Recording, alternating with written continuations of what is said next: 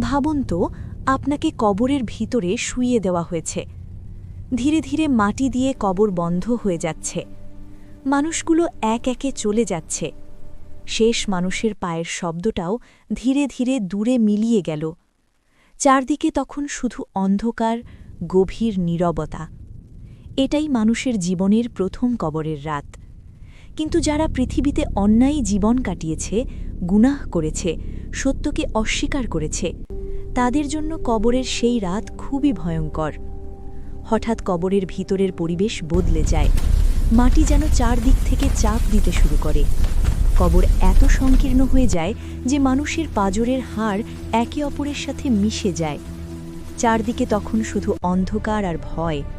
তারপর শুরু হয় কবরের আযাব। ভয়ঙ্কর ফেরেশতারা উপস্থিত হয়। তাদের চেহারা কঠোর, কণ্ঠস্বর বজ্রের মতো। পাপীদের জন্য সেই মুহূর্ত খুবই কঠিন। কবর তখন আরামদায়ক জায়গা থাকে না, বরং হয়ে যায় শাস্তির স্থান। এই কারণেই বলা হয়, কবর হল আখিরাতের প্রথম ধাপ। যদি এখানে শান্তি পাওয়া যায়, তাহলে সামনে পথ সহজ হয়। আর যদি এখানেই কঠিন হয়ে যায়, তাহলে সামনে অপেক্ষা করছে আরও কঠিন সময়।